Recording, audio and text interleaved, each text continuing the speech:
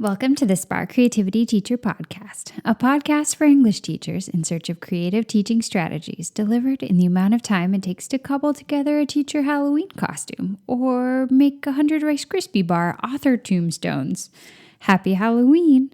I hope you're enjoying the candy month as much as I am. I'm Betsy Potash, and I'm glad to welcome you to episode 19, all about ways of bringing your students out and about at your school when your classroom is feeling a bit crowded or monotonous.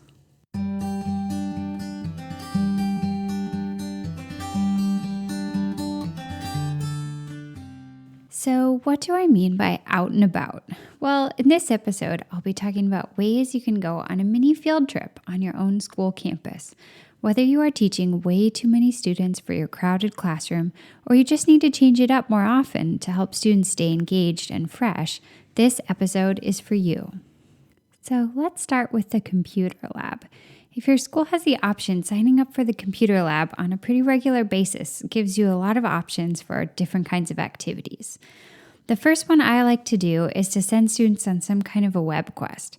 A web quest can be about the author you're reading, the era of the literature you're studying, or art and music connected to your reading.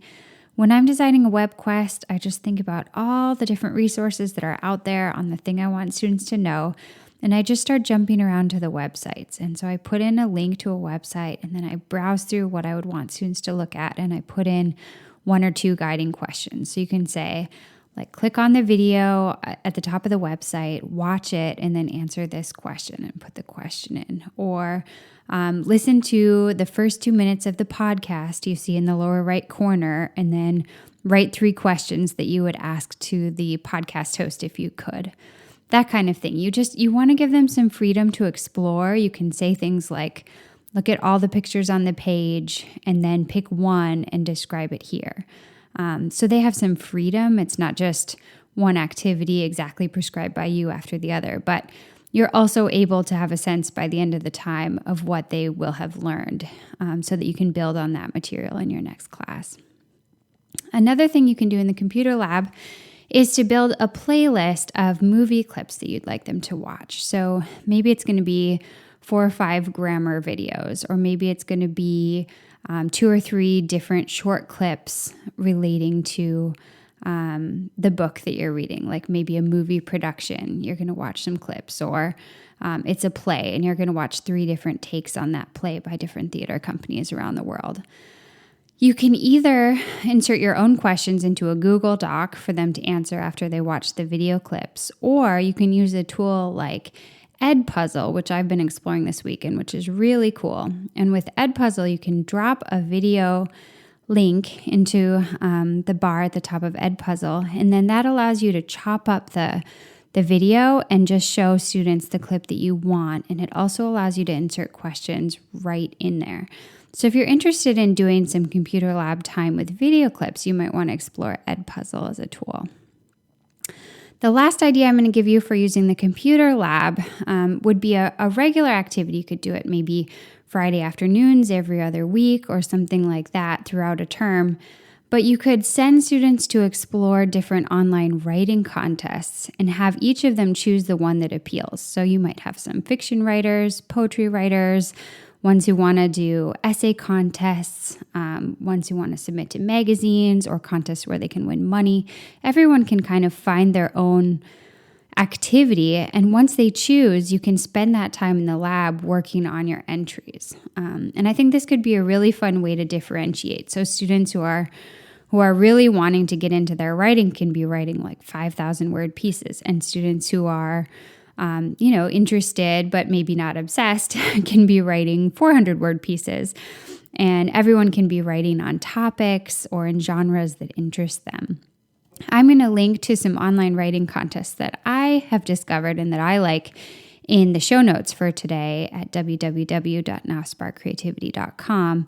But I'm sure you may know of your own too, or you can just do a simple online search. But there are a lot of amazing youth writing contests out there. And so if you're looking for just a nice activity that'll take you out of your classroom, can be something regular that's going to inspire your students with an authentic kind of purpose and audience, doing an online writing contest project could be really fulfilling for you and for them.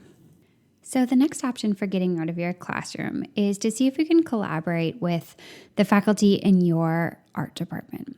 So if there's some time when there's not already a group of students in the art studio at your school, or if you could go into some other space, an empty area, and use some art supplies from the art department.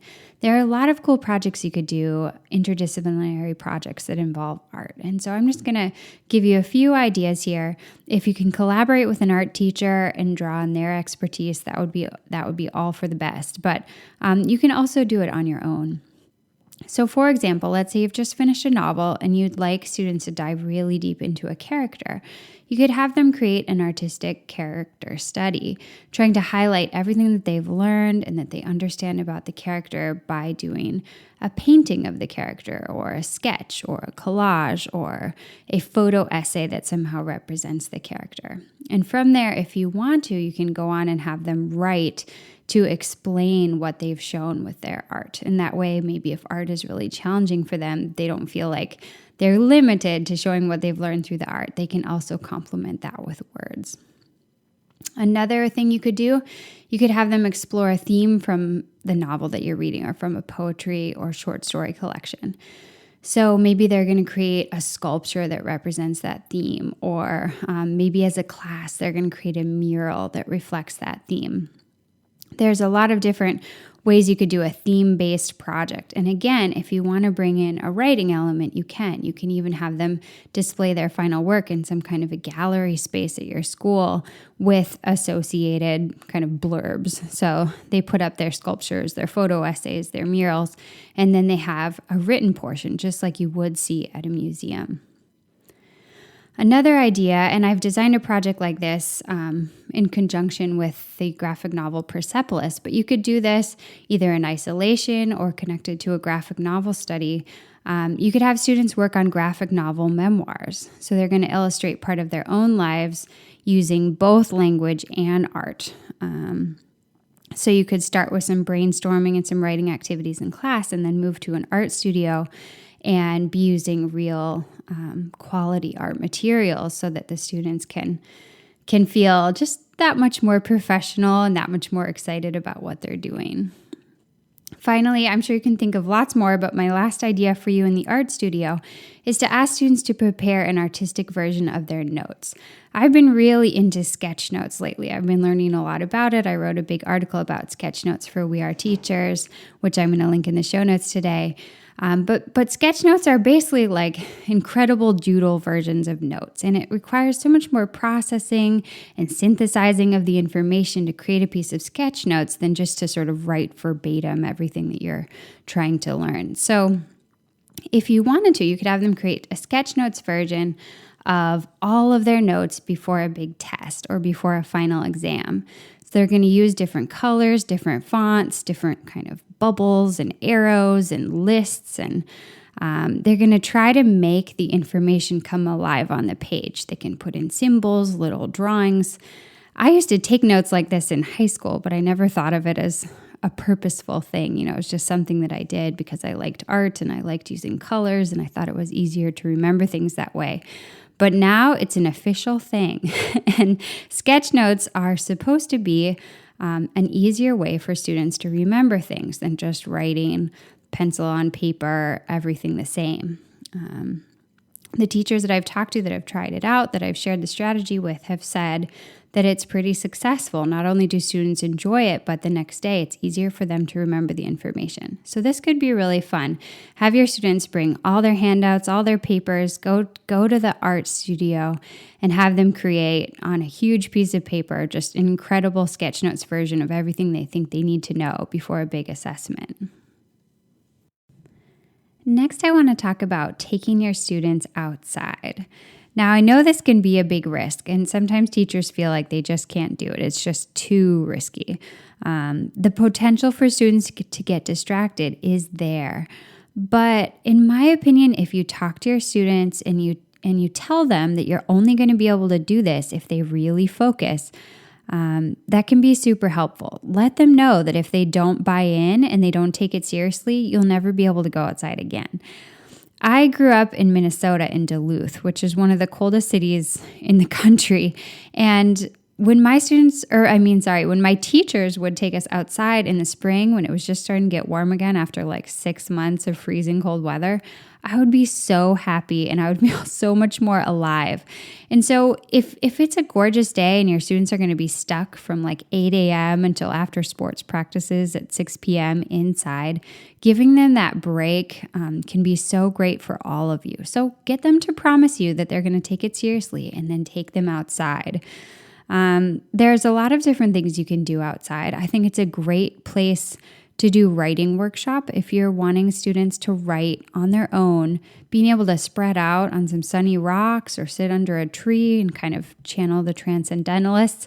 I think this is really helpful for them. You can also split them up. They can do things like small group projects. They can be doing editing workshops. Theater scenes are really great outside.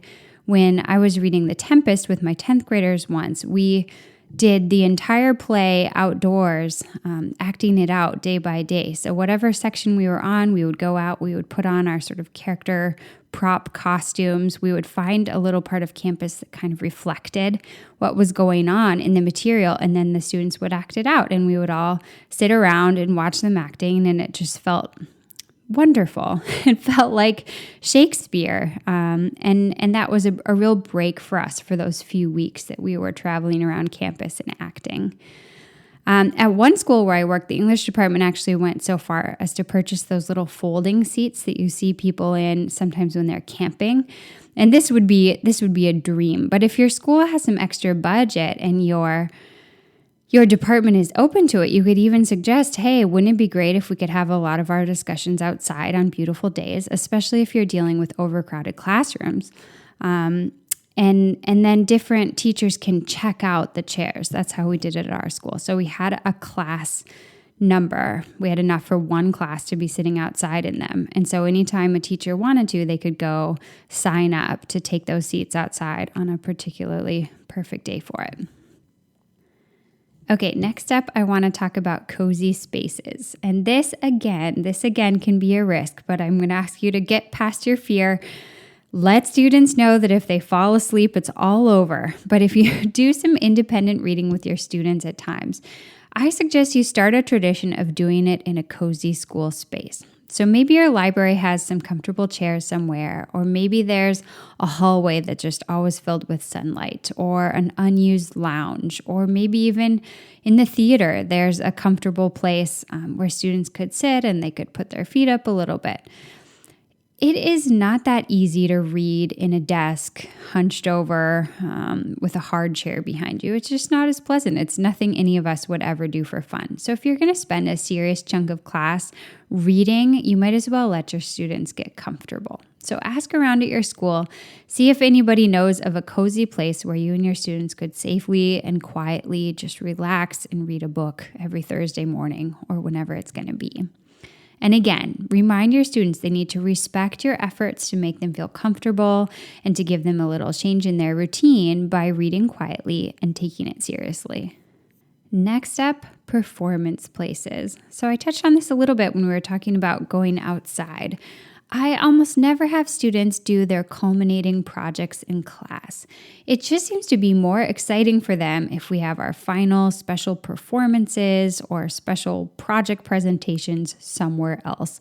So it can be something that you orchestrate. You can say, okay, guys, we're going to do our final big hurrah in the theater, or we're going to do our final big hurrah in the big quad outside the library or wherever, but you can also let students decide. So whenever I do poetry slams, I always divide students into committees. This is a hallmark of my teaching. I totally recommend it, but I usually have an ambiance committee, a judging committee, and a program committee. And the ambiance committee is the one that makes the decision about where we're going to be. So I've had poetry slams in the faculty meeting room. I've had them in the school garden. I've had them in the bleachers by the baseball field. I've had them in our classroom after the ambiance committee completely redecorated it and made a little coffee space, basically like a coffee shop. I've had them, I don't even know, so many different places.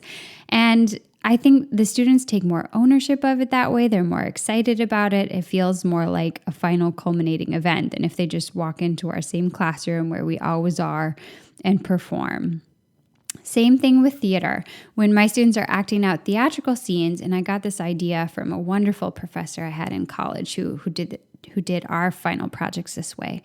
But I tell them, okay, guys, you're going to be doing Act 1, you're going to be doing Act 2, you're going to be doing Act 3 for the different groups. And I say, find a place on campus that is like the setting that you're acting out. So if you're in an indoor space and there should be cozy furniture around, find a place like that in school. If you're in the yard, if that's your set, and the actors are playing baseball, well, you better find a grassy place where it's going to be quiet and where you can do your performance. And so then on the day of the final performances, we just travel around the school. We go to Act 1 in a lounge. We go to Act 2 on the grassy field by the tennis courts. We go to Act 3 right outside the classroom where the stairs are, or whatever. But I think it's really fun traveling around the school like this, and I think the students do too. It's a lot more special than having them all just stand in front of all the desks in our classroom. So I really recommend you think about when you're having a special day, a final culmination of a lot of work, can you take it outside your classroom? You have to jump through some hoops sometimes to reserve the spaces, or you have to guide your students to jump through those hoops, but it's totally worth it. Okay, this option is a little bit more flexible or vague. I'm calling it the school at large. So one way to get students out of the classroom and interacting in a different way with the school is to try to do some kind of a project to improve the school. So how could they decorate the school, interview people at the school, and then share that information somehow? Do a performance or teach something to younger students at the school. Bringing your students out of the classroom to interact with the wider community and even with the actual building can be a great thing for them. Maybe you want them to go into 9th grade classes and do presentations on writing strategies. Or maybe it's banned books week and you want to have them be the ones to create a hallway display about banned books. So they're going to do their research, they're going to create art, they're going to make posters, and they're going to make this stunning display that the whole school will see.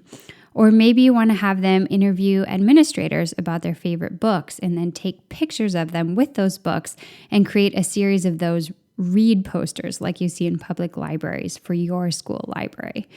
Maybe your students could create a school rock garden when you're reading the Transcendentalists, or they could type up poems and put them inside every bathroom stall for students to read. Once you start thinking outside the doors of your own classroom, there are a lot of ways students can make the school a better place and probably, fingers crossed, have a lot of fun doing it. Okay, finally, I want to talk about the library. So I mentioned briefly in the cozy spaces section, if you'd like to have students doing free reading, the library can be a good place for that. But it can also be a good place to pop in maybe once a month for students to browse and choose new books. You can also bring books from the library to your classroom and present them to students there. But if you have a really great selection and a librarian who's friendly and wants to work with you, bringing your students to the library can be pretty great because there are thousands of options in the library and probably you're only going to be able to bring like 50 or 60 into your room.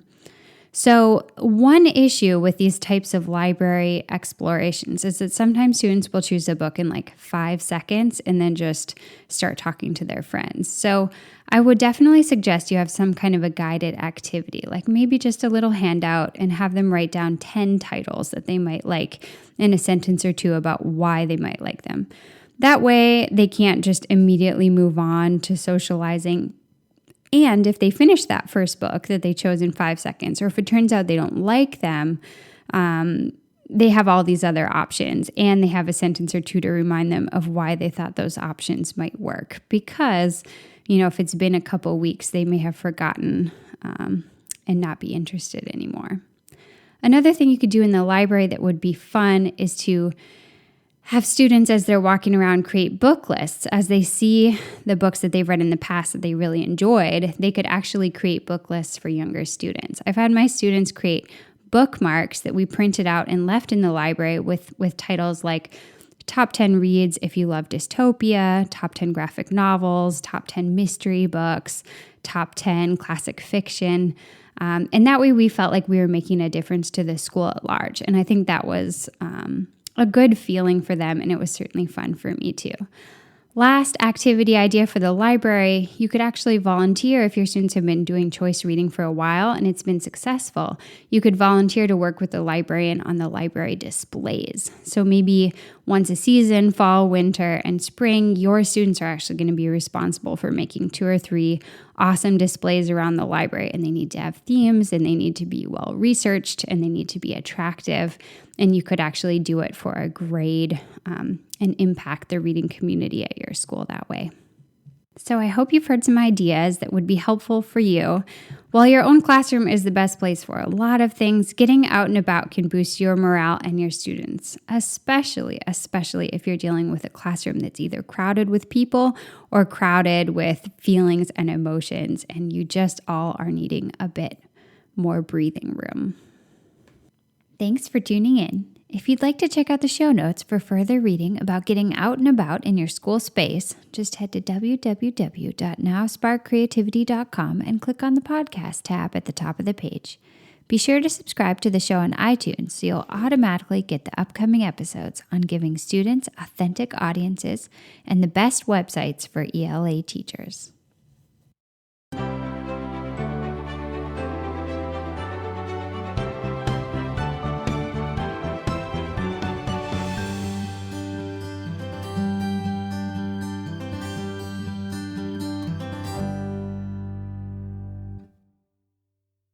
The Spark Creativity Teacher Podcast is a proud member of the Education Podcast Network. The Education Podcast Network, podcasts for educators, podcasts by educators. For more podcast recommendations, visit edupodcastnetwork.com.